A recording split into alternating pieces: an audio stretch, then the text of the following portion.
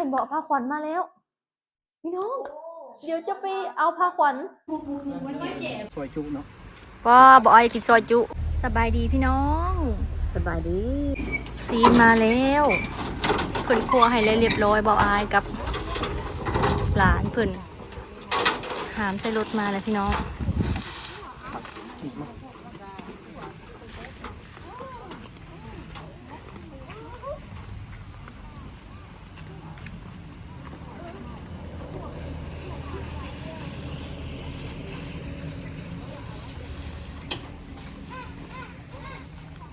โตใหญ่ใหญ่พี่น้องงัวเทิกใหญ่เนาะงัวดำปอดแดงปอดแม่เพิ่นว่างัวกินดองเนาะซอยจุเนาะป้าบอกไอ้กินซอยจุงัวสดๆเลยเนาะซอยก็ได้อยู่คันอยาก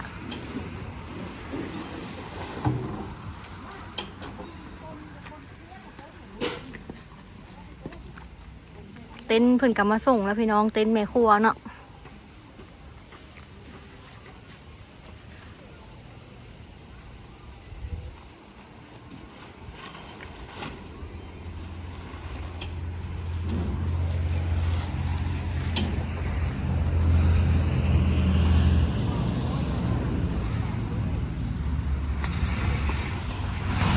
2 คน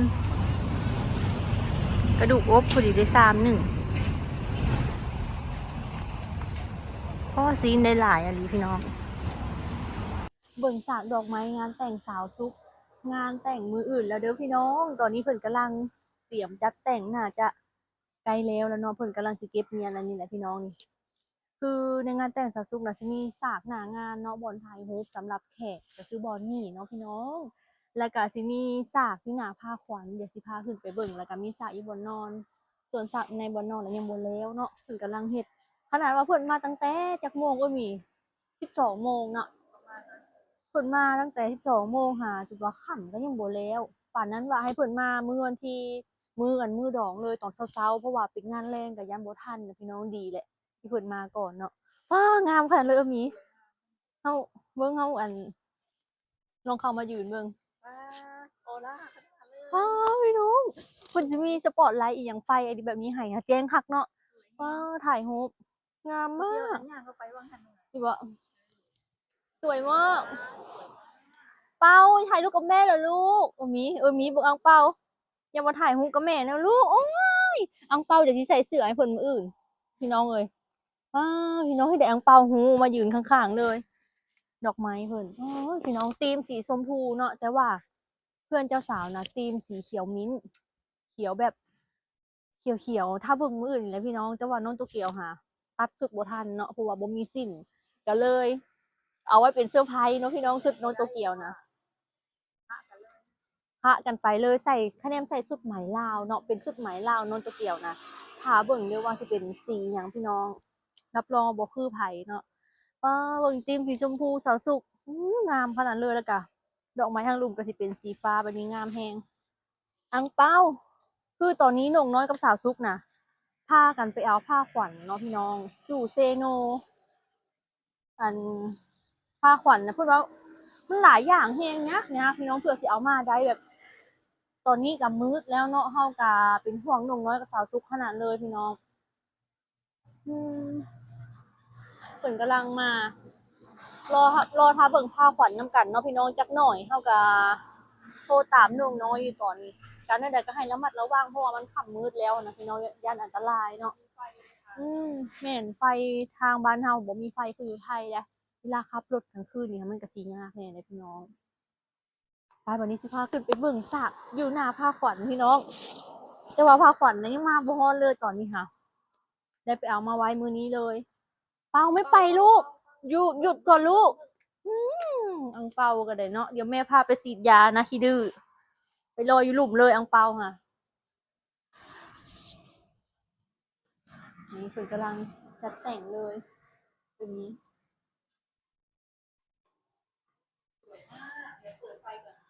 เอายังดอกนี้บ่มีดอกนี้เปิดได้ละดอกใหญ่ๆนี้เปิดแล้วเป็นปิดโอ้ยสวยมากมี3 แสงเด้อแสงใดชอบสีใดนี่ อันนี้สองวะนี่อุ้ยตัวนี้เจ๊งแฮง อันที่สาม อ้าวสีแดงงามมันมีบนในกล้องค่ะสีนี้สีขาว อันนี้สีเหลืองอุ้ยอันนี้ สี งาม นี้สวย อู้สีนี้งามหารุ่นเด้อสุดใหม่ สามสีพี่น้องป๊อปสวิตสาม อืมอันนี้ก็จะเป็นกล่องใส่บัตรเซิร์นบัตรของแขกที่มางานเนาะมืออื่นก็จะไว้อยู่ทางเขา เดียวสวยมาก เนาะ สวยมาก สวยมาก ปุ๊บ งามเนาะ ป้า ถาถาพาขอนมาแล้วพี่น้องเอามาวางนี่ให้งามเนาะอืม สวยมาก งามอหลียังบ่ได้ถามสาวซุกเลยพี่น้องว่าสากดอกไม้นะมี3สากเนาะโว้ว่าราคาเท่าไหร่ป้าก็คือสิแพงอยู่แล้วพวกมันงาม เพราะว่ารวมทั้งอันนี้พร้อมกล่องใส่บัตรเซอร์เนาะ ราคาการน่าจะสูงอยู่เพราะว่างามแฮง แม่นบ่แม่นโอ้น่าจะแพงแหละพี่น้องเว้ยเบิ่งดอกไม้ก็งามขนาดเลย งามมาก เป็นแบบน้ำธีมเนาะเฮาก็เลือกเอาว่าอยากธีมหยังสาวซุกก็สีชมพูแล้วก็ตัดด้วยสีน้ำเงินก็งามตัวสวยมาก คือในห้องเจ้าสาวนะเพิ่นกำลังเฮ็ดอยู่เนาะตอนนี้เนาะก็ยังบ่แล้วตอนนี้ก็รออีกผ้าขวัญหนุ่มน้อยก็ละเอามาแล้วพี่น้องมาเบิ่งนํกัน เอามาแล้วก็สิเอาขึ้นมาไว้นี่แหละเทิงนี่แหละ พี่น้องเอ้ยมื้ออื่นแล้วเด้องานแต่งสาวซุกนะพี่น้อง แต่งตัวสวยบริษัท เฮานี่เมื่อยตั้งแต่มื้อเช้านี่แหละแบบเขามาสอยงานแต่งสาวซุกนี่พี่น้องตั้งแต่มื้อเช้านี่อะเนาะเฮ็ดทานเฮ็ดนี่เฮ็ดได้อยู่แนวกินล้างถ้วยล้างบ่วงพี่น้องเอ้ยจัดแจงเนาะมื้ออื่นสิบ่ตาโกนบ่พี่น้องคืนนี่ก็รับตั้งแต่2-3 ทุ่มแล้วก็ตื่นมา12 โมงเที่ยงคืนนี่ก็บ่รับมีตื่นแล้วก็นอนบ่รับบัดนี้ บ่ได้เล่นโทรศัพท์ได้ตื่นมาเที่ยงคืนน่ะก็พุทโธแล้วเพิ่นบอกว่าให้นับเลขโนตะเกียวก็นับ1 2 3 4 5 6 7 8 9 10ก็เฮ็ดได้ก็บ่รับมีดนขนาดเลยอุ้ยแม่นบ่ผ้าขวัญมาแล้วพี่น้องเดี๋ยวจะไปเอาผ้าขวัญมาซอยหนุ่มน้อยก่อนพี่น้องมาแล้วเอามียุดก่อน โคมไฟหน่อยสวย อุ้ยโคมไฟตกแต่งบ้านมี สวยไหม สวยงามเนาะ เอาเบิ่งหน่อยหนึ่งเนาะ เบิ่งหน่อยหนึ่งนี่ กำลังเต้นเลยป้าดรู้สึกว่า สวยมาก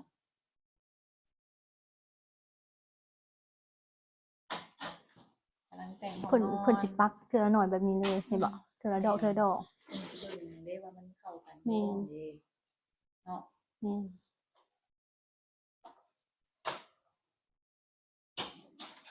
แม่นั่นอะไรหัวปักได้คนเลือกได้ นี่ จัดออกมา ปักเทื่อละดอกเนาะ ได้แบบนี้การมันเกี่ยววางไปเบิ่งเข้าขวัญ ไปเดี๋ยวไปยกผ้าป่อนสอกกระเจ้าก่อนพี่น้องเอ้ยเดี๋ยวขึ้นมาเบิ่งอีกเทิงนำกันเนาะเอาตอนนี้กำลังจัดแต่งดอกไม้ให้แบบสาวซุกได้พี่น้องธีมสีชมพูเนาะนี่เลยปาดงามขนาดพี่น้องเอ้ยป่านนี้ยังพอได้แล้วเนาะเพราะว่าเป็นงานละเอียดอ่อนคักพี่น้องเอ้ยนี่ เดี๋ยวมื้อวันงานแล้วเราจะมาเบิ่งนำกันอีกเทื่อหนึ่งเด้อพี่น้องเอ้ยมื้อนี้ก็ค่ำแล้วเนาะ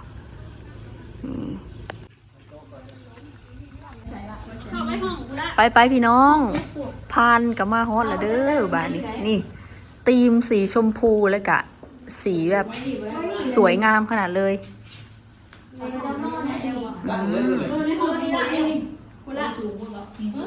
เอาไว้พูไว้แก่พูดเลยแก่พูดละห้องทุกท่านนี่ อันนี้ได้เป็นไง อันเบอร์ไว้น้ำจัดเบาๆอันน้ำปลาเขาจัดไว้ทำเพื่ออะไรทุกอย่างงามขนาด มาใส่ยิ้ม เพลงงาม ตะ สบายดีเด้อพ่อแม่พี่น้อง คักขนาด จัดดอกไม้น้ำผักหวานป้า หนูเขาก็ไปบดมือเลยพี่น้อง ปอตัวจนหน้าเล่หน้าด สบายดีเด้อพี่น้อง งามบ่นี้งาม งามสุดยอดเลย เพื่อจะเอามาได้น้องๆเนาะ ำรักษา วั มาน ใน นี้ ทา ยัง ง นี้ ยังที่หัวเสาเอาเลย มีผ้าขวัญอะไรกะมี พานมาตั้งขึ้น แม่นตัวเกี้ยวเป็นจังไดนี่ งามขนาดเลย ว้า เมื่อกี้นี่ เบาะ แม่ สุดยอด มือนี้กะพอเดี๋ยวไป เอาอันเนื้องัวไปเผาก็จะคั่วงัว ได้เรียบร้อยเนาะเนื้องัว เบาอ้ายก็เอามาซับพี่น้อง อืม ไอ้ถึม กระลานสองคนนะ อืมปาดอันนี้อันขันหมากได้พี่น้องเอ้ย อันนี้คือขันหมากตุ๊บเจ้าบ่าว โอ้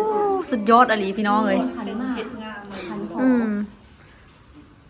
เอา ขันหมากขันคอ พี่น้องจังใดกะเฮากะเนาะพากันสู่ส้นจุดว่า ให้มันดีที่สุดเนาะตะเกียเนาะ แม่นคือมื้อนี้กับพากันเฮ็ดเวียกอยู่พี่กับบริวซื่อๆแต่พี่น้องเอ้ย แม่น เฮ็ดหันเฮ็ดนี่โอ้ยว่าหัวจะสิหมุน แต่ก็ได้แต่ละพี่น้องเลยครั้งเดียวในชีวิตของผู้หญิงเนาะที่ว่ามีงานแต่งค่ะสิ แม่นแล้ว ทางญาติพี่น้องทางพ่อกันยังพอได้มาฮอดเลยตะเกียเนาะ หัวฮ้อนเพราะว่าปู่ที่เพิ่นพามาขับรถพามาน่ะ อืม เพิ่นเลิกงานประมาณ 3-4 โมง แม่นแล้ว แล้วก็พาคนเฮ็ดอาหารแล้วก็พี่น้องมานี่ แม่น กันแล้วก็เพิ่นก็มาฮอดเด้อก็บ่เป็นหยังเพิ่นมานอนนี่แล้วก็มื้ออื่นน่ะตื่นแต่เช้าพากันเตรียมอาหารแล้วก็ซอยซีนึ่งข้าวนึ่งน้ำเตรียมอาหารทุกอย่างเนาะอันนี้คือสิเป็นบ่อนเต้นลำวงเนาะมื้ออื่น พี่น้องเจ้าบ่าวเจ้าสาวแล้วก็แขกที่มาร่วมงานเนาะสำหรับแขกผู้มีเกิบพี่น้องอ๋อตื่นเต้นก็ฮอดสาวซุกอีกพี่น้องเลยนี่เพิ่นก็สิปูพรมเขียวแบบนี้เนาะพี่น้องเพิ่นเอิ้นหยังเวลาพรมันจะสบายเนาะนี่